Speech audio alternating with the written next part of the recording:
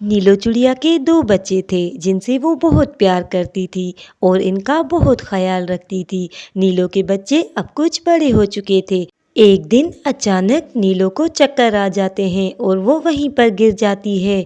नीलो को यूं गिरते देखकर उसके बच्चे बहुत परेशान हो जाते हैं। अरे मम्मा को क्या हो गया? उठो मम्मा, तुम्हें क्या हुआ? मम्मा तुम कुछ बोल क्यों नहीं रही? तुम ऐसे चुप क्यों हो गई हो? मम्मा क्या हमसे कोई गलती हो गई है? क्या हमसे तुम नाराज हो गई हो? मम्मा पर हमने तो कोई भी शरारत नहीं की, फिर तुम ऐसे चुप क्यों हो? मगर चिड़िया तो मर चुकी थी, वो इनसे क्या बात करती। चिड़िया के दोनों बच्चे रोते ही जा रहे थे। वो बहुत ही मासूम थे। इनको पता ही नहीं था कि इनकी माँ अब इनको छोड़कर जा चुकी है।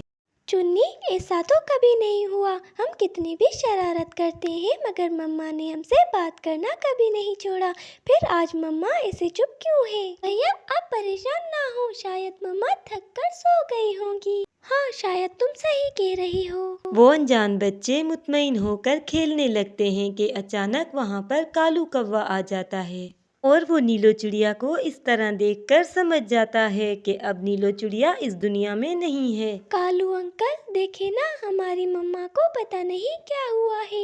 ये इतनी देर से सोई हुई है। आप इनसे कहें ना कि ये उठे और हमें भूख लगी है। बेटा, तुम्हारी मम्मा की तबीयत ठीक नहीं, इसलिए तुम मेरे साथ मेरे घर चलो। मैं तुम्हें वहाँ पर कुछ खाना खिलाता हूँ। कालू अंकल, अगर हमारी मम्मा बीमार है तो आप इन्हें कुछ दवा दे दें ताकि मम्मा ठीक हो जाएं।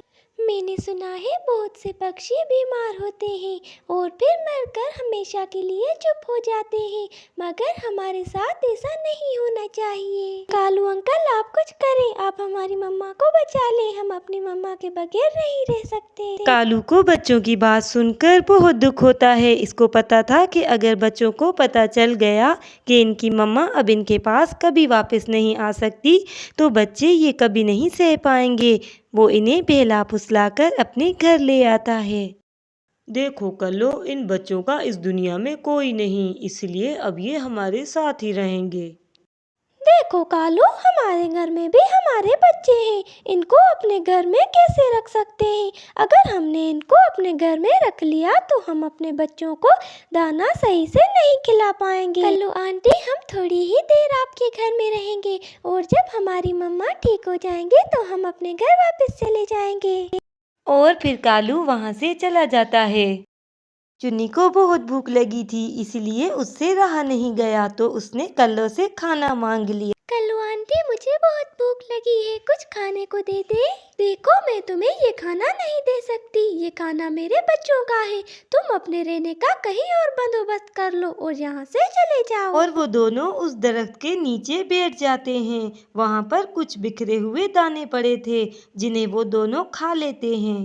सामने ही पेड़ पर एक रानी चिड़िया रहती थी। रानी चिड़िया की अपनी कोई औलाद नहीं थी, इसीलिए रानी चिड़िया को उसके पति ने अपने घोंसले से निकाल दिया था। इसीलिए अब वो इस पेड़ पर अकेली रहती थी। जब उसकी नज़र उन दो मासूम पक्षी बच्चों पर पड़ती है तो उसे उन पर बहुत तरस आता है। अरे, ये मासूम छोटे से बच्चे यहाँ पर क्या कर रहे हैं?